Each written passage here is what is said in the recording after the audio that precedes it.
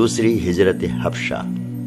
اس کے بعد ان مہاجرین پر خصوصاً و مسلمانوں پر عموماً قریش کا ظلم و تشدد، جور و ستم اور بڑھ گیا۔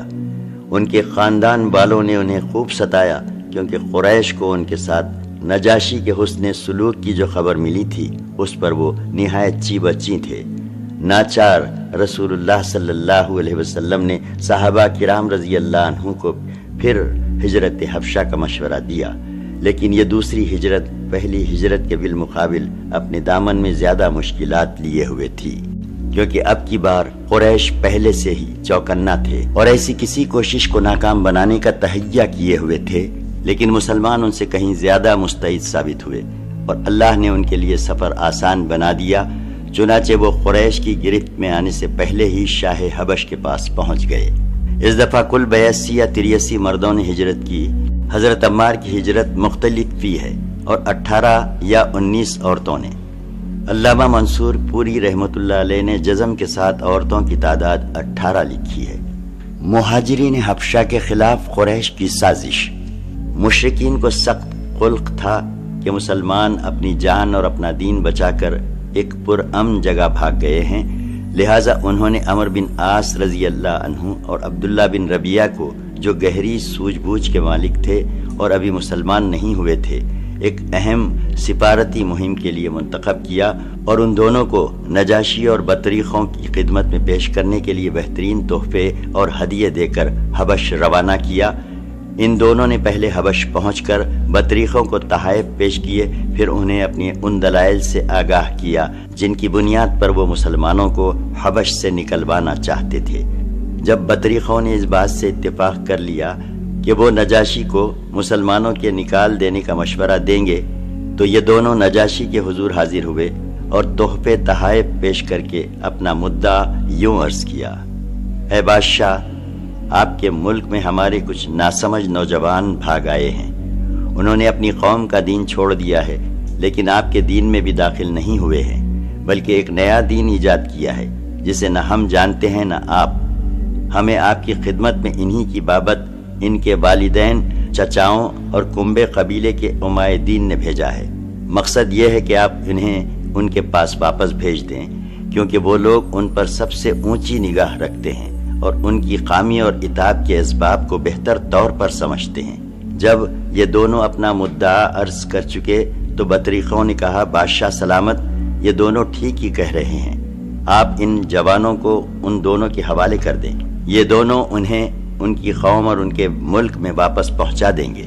لیکن نجاشی نے سوچا کہ اس قضیے کو گہرائی سے کھنگالنا اور اس کے تمام پہلوؤں کو سننا ضروری ہے، چنانچہ اس نے مسلمانوں کو بلا بھیجا۔ مسلمان یہ تہیہ کر کے اس کے دربار میں آئے کہ ہم سچ ہی بولیں گے، خواہ نتیجہ کچھ بھی ہو۔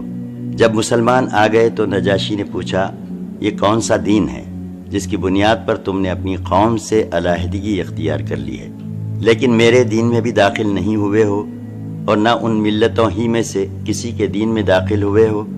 مسلمان کے ترجمان حضرت جعفر بن ابی طالب رضی اللہ عنہ نے کہا: اے بادشاہ، ہم ایسی قوم تھے جو جاہلیت میں مبتلا تھی۔ ہم بت پوجتے تھے، مردار کھاتے تھے، بدکاریاں کرتے تھے، قرابت داروں سے تعلق توڑتے تھے، ہمسایوں سے بدسلوکی کرتے تھے اور ہم میں سے طاقتور کمزور کو کھا رہا تھا۔ ہم اسی حالت میں تھے کہ اللہ نے ہم ہی میں سے ایک رسول بھیجا۔ اس کی عالی نسبی سچائی، امانت اور پاک دامنی ہمیں پہلے سے معلوم تھی۔ اس نے ہمیں اللہ کی طرف بلایا اور سمجھایا کہ ہم صرف ایک اللہ کو مانیں اور اسی کی عبادت کریں، اور اس کے سوا جن پتھروں اور بتوں کو ہمارے باپ دادا پوجتے تھے انہیں چھوڑ دیں۔ اس نے ہمیں سچ بولنے، امانت ادا کرنے، قرابت جوڑنے، پڑوسی سے اچھا سلوک کرنے اور حرام کاری و خوریزی سے باز رہنے کا حکم دیا، اور فواحش میں ملوث ہونے، جھوٹ بولنے، یتیم کا مال کھانے اور پاک دامن عورتوں پر جھوٹی تہمت لگانے سے منع کیا۔ اس نے ہمیں یہ بھی حکم دیا کہ ہم صرف اللہ کی عبادت کریں، اس کے ساتھ کسی کو شریک نہ کریں۔ اس نے ہمیں نماز، روزہ اور زکوٰۃ کا حکم دیا۔ اسی طرح حضرت جعفر رضی اللہ عنہ نے اسلام کے کام گنائے، پھر کہا: ہم نے اس پیغمبر کو سچا مانا، اس پر ایمان لائے اور اس کے لائے ہوئے دین خداوندی میں اس کی پیروی کی۔ چنانچہ ہم نے صرف اللہ کی عبادت کی، اس کے ساتھ کسی کو شریک نہیں کیا، اور جن باتوں کو اس پیغمبر نے حرام بتایا انہیں حرام مانا، اور جن کو حلال بتایا انہیں حلال جانا۔ اس پر ہماری قوم ہم سے بگڑ گئی، اس نے ہم پر ظلم و ستم کیا اور ہمارے دین سے پھیرنے کے لیے فتنے اور سزاؤں سے دوچار کیا، تاکہ ہم اللہ کی عبادت چھوڑ کر بت پرستی کی طرف پلٹ جائیں، اور جن گندی چیزوں کو حلال سمجھتے تھے انہیں پھر حلال سمجھنے لگیں۔ جب انہوں نے ہم پر بہت قہر و ظلم کیا، زمین تنگ کر دی اور ہمارے درمیان اور ہمارے دین کے درمیان روک بن کر کھڑے ہو گئے، تو ہم نے آپ کے ملک کی راہ لی اور دوسروں پر آپ کو ترجیح دیتے ہوئے آپ کی پناہ میں رہنا پسند کیا، اور یہ امید کی کہ اے بادشاہ آپ کے پاس ہم پر ظلم نہیں کیا جائے گا۔ نجاشی نے کہا، وہ پیغمبر جو کچھ لائے ہیں اس میں سے کچھ تمہارے پاس ہے؟ حضرت جعفر رضی اللہ عنہ نے کہا، ہاں۔ نجاشی نے کہا، ذرا مجھے بھی پڑھ کر سناؤ۔ حضرت جعفر رضی اللہ عنہ نے سورہ مریم کی ابتدائی آیات تلاوت فرمائیں۔ نجاشی اس قدر رویا کہ اس کی داڑھی تر ہو گئی۔ نجاشی کے تمام اسقف بھی حضرت جعفر رضی اللہ عنہ کی تلاوت سن کر اس قدر روئے کہ ان کے صحیفے تر ہو گئے۔ پھر نجاشی نے کہا، یہ کلام اور وہ کلام جو حضرت عیسیٰ علیہ السلام لے کر آئے تھے دونوں ایک ہی شمعدان سے نکلے ہوئے ہیں۔ اس کے بعد نجاشی نے عمرو بن عاص اور عبداللہ بن ربیہ کو مخاطب کر کے کہا کہ تم دونوں چلے جاؤ، میں ان لوگوں کو تمہارے حوالے نہیں کر سکتا، اور نہ یہاں ان کے خلاف کوئی چال چلی جا سکتی ہے۔ اس حکم پر وہ دونوں وہاں سے نکل گئے، لیکن پھر عمرو بن عاص نے عبداللہ بن ربیہ سے کہا، خدا کی قسم کل ان کے متعلق ایسی بات لاؤں گا کہ ان کی ہریالی کی جڑ کاٹ کر رکھ دوں گا۔ عبداللہ بن ربیہ نے کہا، نہیں، ایسا نہ کرنا، ان لوگوں نے اگرچہ ہمارے خلاف کیا ہے لیکن ہیں بہرحال ہمارے اپنے ہی کنبے قبیلے کے لوگ۔ مگر عمرو بن عاص اپنی رائے پر اڑے رہے۔ اگلا دن آیا تو عمرو بن عاص نے نجاشی سے کہا، اے بادشاہ، یہ لوگ عیسیٰ بن مریم کے بارے میں ایک بڑی بات کہتے ہیں۔ اس پر نجاشی نے مسلمانوں کو پھر بلا بھیجا۔ وہ پوچھنا چاہتا تھا کہ حضرت عیسیٰ علیہ السلام کے بارے میں مسلمان کیا کہتے ہیں۔ اس دفعہ مسلمانوں کو گھبراہٹ ہوئی، لیکن انہوں نے طے کیا کہ سچ ہی بولیں گے، نتیجہ خواہ کچھ بھی ہو۔ چنانچہ جب مسلمان نجاشی کے دربار میں حاضر ہوئے اور اس نے سوال کیا تو حضرت جعفر رضی اللہ عنہ نے فرمایا، ہم عیسیٰ علیہ السلام کے بارے میں وہی بات کہتے ہیں جو ہمارے نبی صلی اللہ علیہ وسلم لے کر آئے ہیں، یعنی حضرت عیسیٰ علیہ السلام اللہ کے بندے اور اس کے رسول اور اس کی روح اور اس کا وہ کلمہ ہے جسے اللہ نے کنواری پاک دامن حضرت مریم علیہ السلام کی طرف القا کیا تھا۔ اس پر نجاشی نے زمین سے ایک تنکا اٹھایا اور بولا، خدا کی قسم جو کچھ تم نے کہا ہے حضرت عیسیٰ علیہ السلام اس سے اس تنکے کے برابر بھی بڑھ کر نہ تھے۔ اس پر بطرخیوں نے ہوں کی آواز لگائی۔ نجاشی نے کہا، اگرچہ تم لوگ ہوں کہو۔ اس کے بعد نجاشی نے مسلمانوں سے کہا، جاؤ تم لوگ میرے قلمرو میں امن و امان سے رہو، جو تمہیں گالی دے گا اس پر تاوان لگایا جائے گا۔ مجھے گوارا نہیں کہ تم میں سے میں کسی آدمی کو ستاؤں اور اس کے بدلے مجھے سونے کا پہاڑ مل جائے۔ اس کے بعد اس نے اپنے حاشیہ نشینوں سے مخاطب ہو کر کہا، ان دونوں کو ان کے ہدیے واپس کر دو، مجھے ان کی کوئی ضرورت نہیں۔ خدا کی قسم اللہ تعالیٰ نے جب مجھے میرا ملک واپس کیا تھا تو مجھ سے کوئی رشوت نہیں لی تھی کہ میں اس کی راہ میں رشوت لوں۔ نیز اللہ نے میرے بارے میں لوگوں کی بات قبول نہ کی تھی کہ میں اللہ کے بارے میں لوگوں کی بات مانوں۔ حضرت ام سلمہ رضی اللہ عنہا جنہوں نے اس واقعے کو بیان کیا ہے کہتی ہیں کہ اس کے بعد وہ دونوں اپنے ہدیے تحفے لیے بے آبرو ہو کر واپس چلے گئے، اور ہم نجاشی کے پاس ایک اچھے ملک میں ایک اچھے پڑوسی کے زیر سایہ مقیم رہے۔ یہ ابن اسحاق کی روایت ہے۔ دوسرے سیرت نگاروں کا بیان ہے کہ نجاشی کے دربار میں حضرت عمرو بن عاص رضی اللہ عنہ کی حاضری جنگ بدر کے بعد ہوئی تھی۔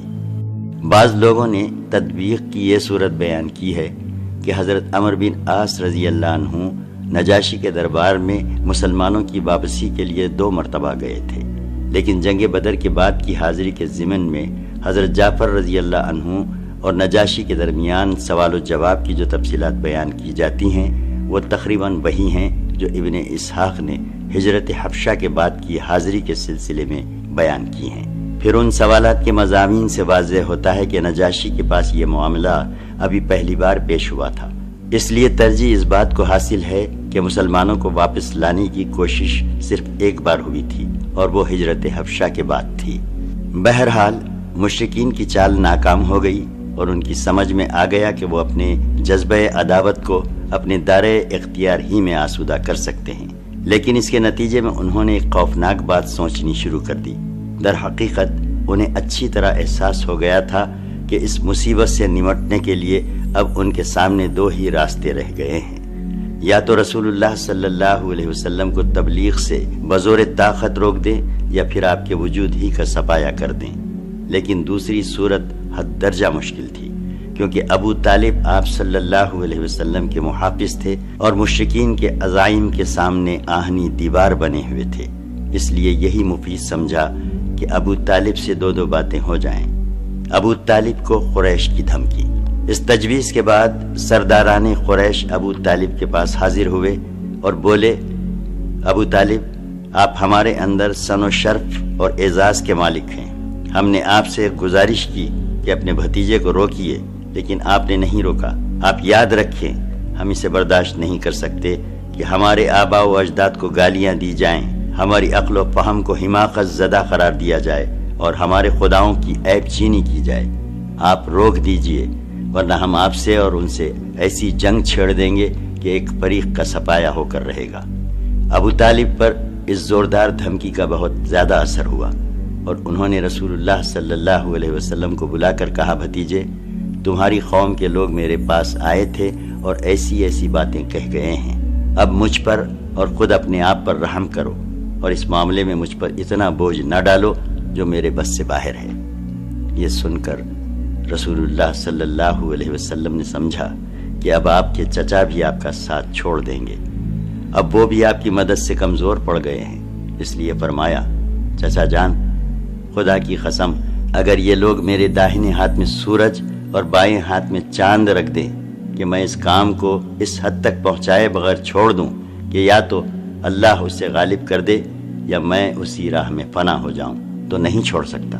اس کے بعد آپ کی آنکھیں اشکبار ہو گئیں، آپ رو پڑے اور اٹھ گئے۔ جب واپس ہونے لگے تو ابو طالب نے پکارا اور سامنے تشریف لائے تو کہا، بھتیجے، جاؤ جو چاہو کہو، خدا کی قسم میں تمہیں کبھی بھی کسی بھی وجہ سے چھوڑ نہیں سکتا۔ اور یہ اشعار کہے جس کا ترجمہ ہے، بخدا وہ لوگ تمہارے پاس اپنی جمیعت سمیت بھی ہرگز نہیں پہنچ سکتے، یہاں تک کہ میں مٹی میں دفن کر دیا جاؤں۔ تم اپنی بات کھلم کھلا کہو، تم پر کوئی قدغن نہیں، تم خوش ہو جاؤ اور تمہاری آنکھیں اس سے ٹھنڈی ہو جائیں۔ قریش ایک بار پھر ابو طالب کے سامنے۔ پچھلی دھمکی کے باوجود جب قریش نے دیکھا کہ رسول اللہ صلی اللہ علیہ وسلم اپنا کام کیے جا رہے ہیں تو ان کی سمجھ میں آ گیا کہ ابو طالب رسول اللہ صلی اللہ علیہ وسلم کو چھوڑ نہیں سکتے، بلکہ اس بارے میں قریش سے جدا ہونے اور ان کی عداوت مول لینے کو تیار ہیں۔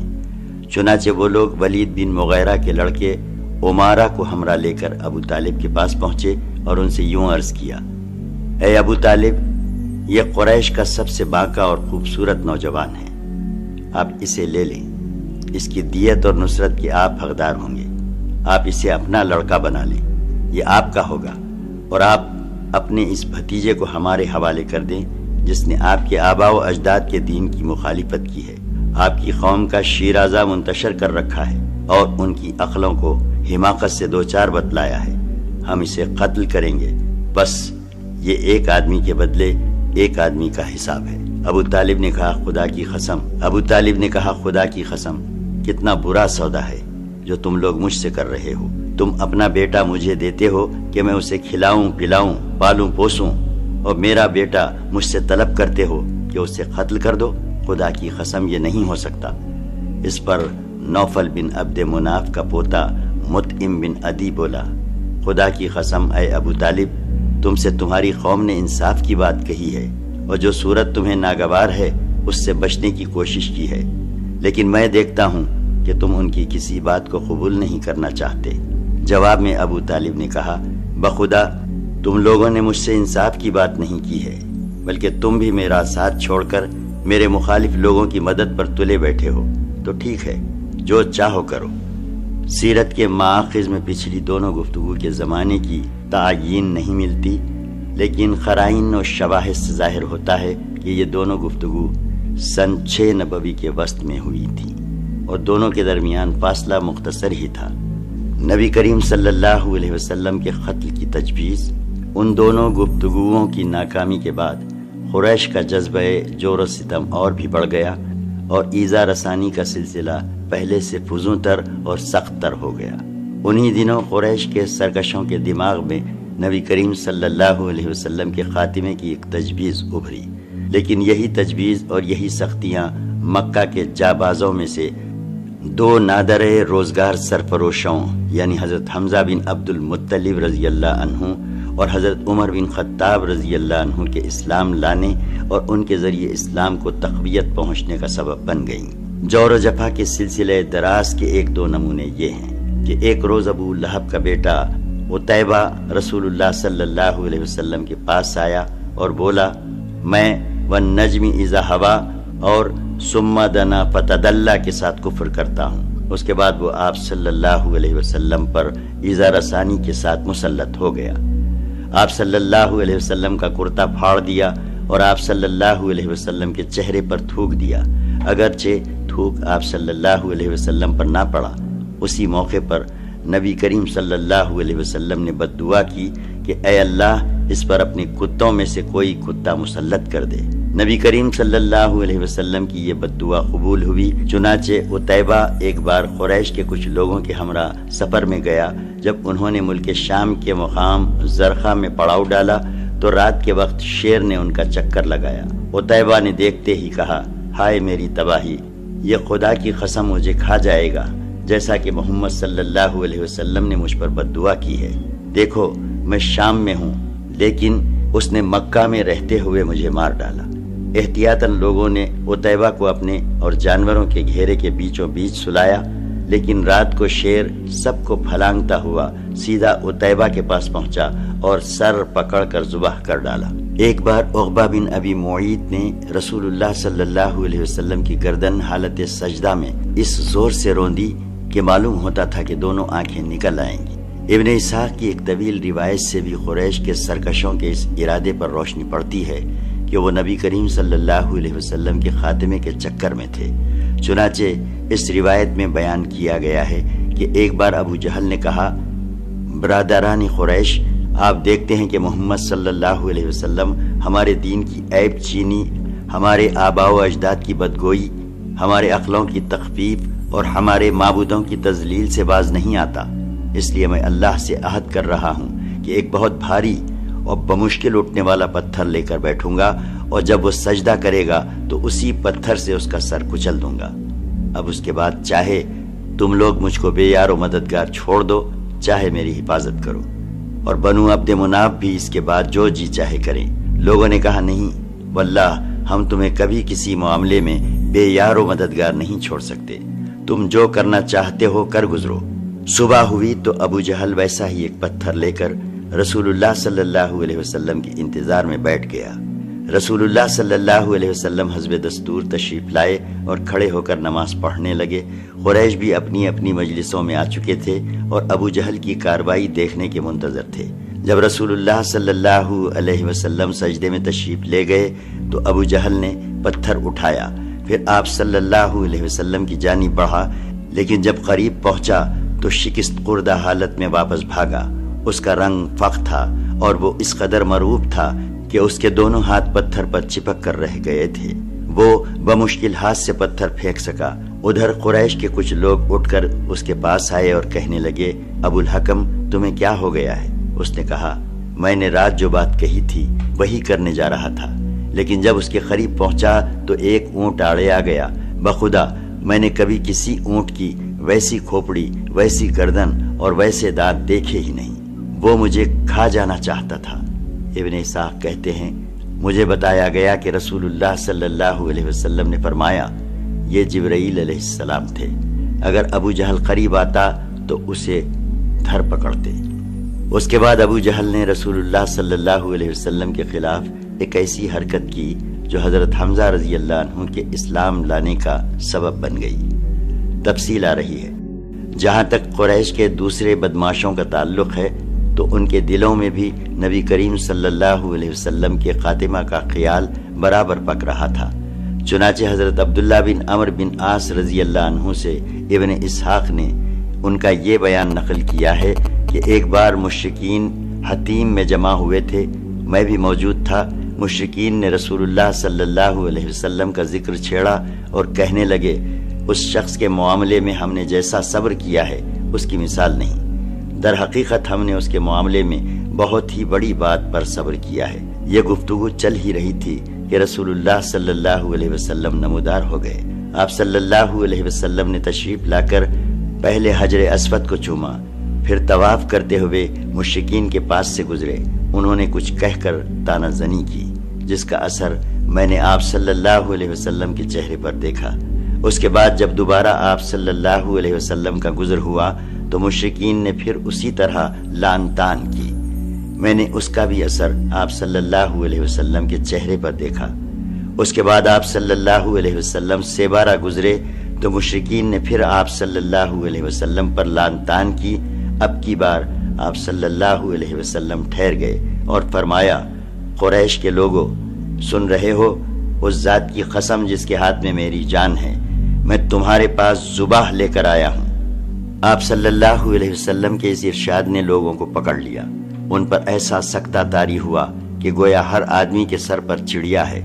یہاں تک کہ جو آپ صلی اللہ علیہ وسلم پر سب سے زیادہ سخت تھا، وہ بھی بہتر سے بہتر لفظ جو پا سکتا تھا، اس کے ذریعے آپ صلی اللہ علیہ وسلم سے طلبگار رحمت ہونے لگا۔ کہتا کہ ابو القاسم واپس جائیے، خدا کی قسم آپ صلی اللہ علیہ وسلم کبھی بھی نادان نہ تھے۔ دوسرے دن قریش پھر اسی طرح جمع ہو کر آپ صلی اللہ علیہ وسلم کا ذکر کر رہے تھے کہ آپ صلی اللہ علیہ وسلم نمودار ہوئے۔ دیکھتے ہی سب یکجان ہو کر ایک آدمی کی طرح آپ صلی اللہ علیہ وسلم پر پل پڑے۔ آپ صلی اللہ علیہ وسلم کو گھیر لیا۔ پھر میں نے ایک آدمی کو دیکھا کہ اس نے گلے کے پاس سے آپ صلی اللہ علیہ وسلم کی چادر پکڑ لی اور بل دینے لگا۔ ابو بکر رضی اللہ عنہ آپ صلی اللہ علیہ وسلم کے بچاؤ میں لگ گئے۔ وہ روتے جاتے تھے اور کہتے جاتے تھے، اتقتلون رجلا ان یقول ربی اللہ، کیا تم لوگ ایک آدمی کو اس لیے قتل کر رہے ہو کہ وہ کہتا ہے میرا رب اللہ ہے؟ اس کے بعد وہ لوگ آپ صلی اللہ علیہ وسلم کو چھوڑ کر پلٹ گئے۔ عبداللہ بن عمرو بن عاص رضی اللہ عنہ کہتے ہیں کہ یہ سب سے سخت ترین ایذا رسانی تھی جو میں نے قریش کو کبھی کرتے ہوئے دیکھی۔ صحیح بخاری میں حضرت عروہ بن زبیر رضی اللہ عنہ سے ان کا بیان مروی ہے کہ میں نے عبداللہ بن عمرو بن عاص رضی اللہ عنہ سے سوال کیا کہ مشرکین نے نبی کریم صلی اللہ علیہ وسلم کے ساتھ جو سب سے سخت ترین بدسلوکی تھی، آپ مجھے اس کی تفصیل بتائیے۔ انہوں نے کہا کہ نبی کریم صلی اللہ علیہ وسلم خانہ کعبہ کے پاس حتیم میں نماز پڑھ رہے تھے کہ عقبہ بن ابی معیط آ گیا۔ اس نے آتے ہی اپنا کپڑا آپ صلی اللہ علیہ وسلم کی گردن میں ڈال کر نہایت سختی کے ساتھ آپ صلی اللہ علیہ وسلم کا گلا گھوٹا۔ اتنے میں ابو بکر رضی اللہ عنہ آ پہنچے اور انہوں نے اس کے دونوں کندھے پکڑ کر دھکا دیا اور اسے نبی کریم صلی اللہ علیہ وسلم سے دور کرتے ہوئے فرمایا، اتقتلون رجلا ان یقول ربی اللہ، تم لوگ ایک آدمی کو اس لیے قتل کر رہے ہو کہ وہ کہتا ہے میرا رب اللہ ہے۔ حضرت اسماء رضی اللہ عنہ کی روایت میں مزید تفصیل ہے کہ حضرت ابو بکر رضی اللہ عنہ کے پاس یہ چیخ پہنچی کہ اپنے ساتھی کو بچاؤ۔ وہ جھٹ ہمارے پاس سے نکلے، ان کے سر پر 4 چوٹیاں تھیں۔ وہ یہ کہتے ہوئے گئے کہ اتقتلون رجلا ان یقول ربی اللہ، تم لوگ ایک آدمی کو محض اس لیے قتل کر رہے ہو کہ وہ کہتا ہے کہ میرا رب اللہ ہے۔ مشرکین نبی کریم صلی اللہ علیہ وسلم کو چھوڑ کر ابو بکر رضی اللہ عنہ پر پل پڑے۔ وہ واپس آئے تو حالت یہ تھی، ہم ان کی چوٹیوں کا جو بال بھی چھوتے تھے